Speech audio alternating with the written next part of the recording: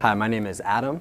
I'm the head of business development at BounceX. We're a behavioral marketing company that services the top 100 internet retailers. This video is for anyone that's looking to grow an online business of any kind, especially people that invest heavily in acquisition, driving traffic to websites, and are looking to increase revenue per visitor by increasing the rate at which that traffic actually converts. So at BounceX, we have a pretty unique perspective where we get to talk to CMOs, VPs of the top 100 internet retailers on a pretty regular basis, and we find out some pretty interesting things.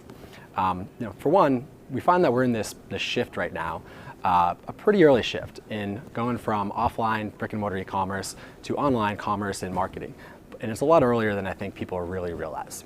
To date, still only 10% of all commerce is actually happening online, right? Most of it is still offline, right? So if you're the CMO of a major retailer, even if you think you're a bit more progressive and think and know that online internet is, is going to be the future of your business, you're probably not dedicating more than maybe 1/5 of your bandwidth because all the revenue is actually coming offline still. So a couple of different stages in that shift that we see, right? Originally, we have now initial websites that are pretty static, that are mostly order-taking tools. There's no segmentation involved.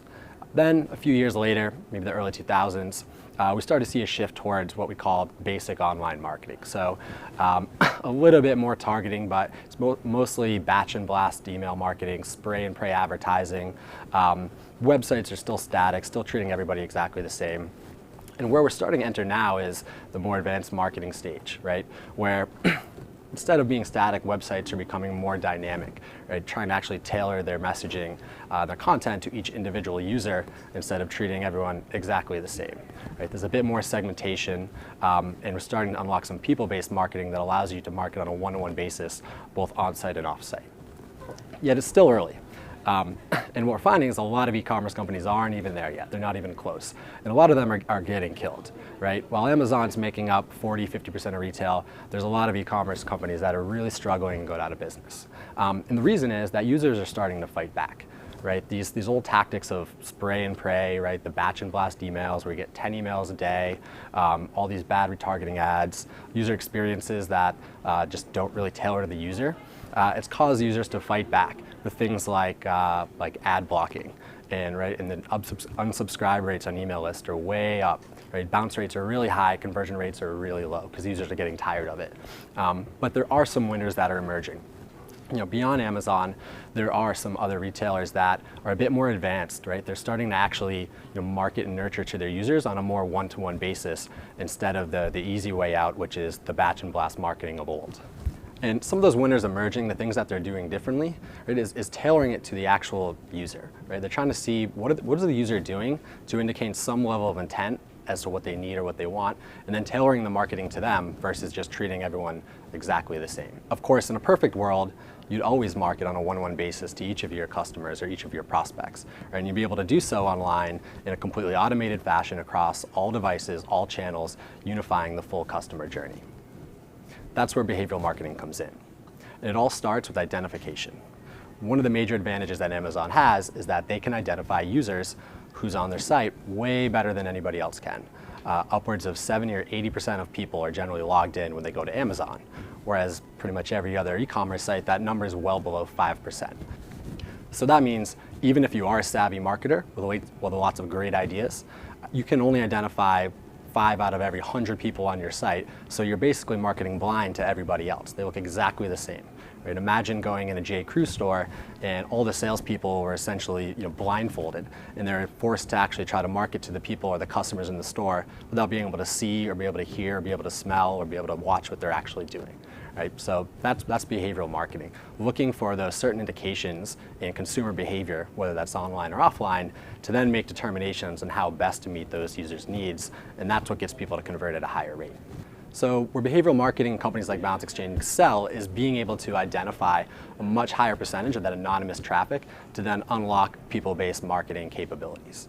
Right? So here's a couple examples. Think of a real-world example. Right now, let's say if you go into a J.Crew store in the city here in New York, right? So if I'm a user, I might go and look for some shoes. I'm going to pick up those shoes, and maybe I'm looking, I'm turning it around, maybe maybe I even smell it, maybe I'm checking the size next to my foot. A salesperson is going to be in that store observing that behavior, right? They're going to see what I'm doing, look at my level of intent, and then try to service my needs. So they might come up, offer to pull some different sizes from the back, see if I have any questions, and so forth. Now let's talk to that same example online. Let's say if I go to jcrew.com right now, it's going to be completely different. I'm probably going to be hit with an email pop-up right on entrance as soon as I get there. And maybe I'm still showing some intent. Maybe I'm looking at different colors, different sizes of a shoe and so forth. But then I bounce. The problem with websites right now is they're going to treat that user exactly the same as every other user on the site. They're not going to actually tailor a market to your needs because they can't identify me and because they're static by nature. Right? Enter behavioral marketing. Right? If J.Crew is working with a company like BounceX, that experience would be very different. We'd be looking at all those little movements or little indicators of intent. So we're going to look at things like, is somebody hovering over different images? Am I selecting multiple thumbnails? Am I reading the different reviews? We're going to look at all this and we're going to listen to what the user is actually telling us about their level of intent, and then we're going to take action by trying to message content in a way that's more relevant to them, try to create a better user experience by responding to their needs in real time. That's behavioral marketing. That's what we do at BounceX. So with all this, what can you do right now? Here's a few takeaways. Number one, think of your conversion funnel, right? Most people right now, they think of conversion funnels in forms of pages. Homepage, category page, product page, checkout, right? Instead though, think about it in terms of intent.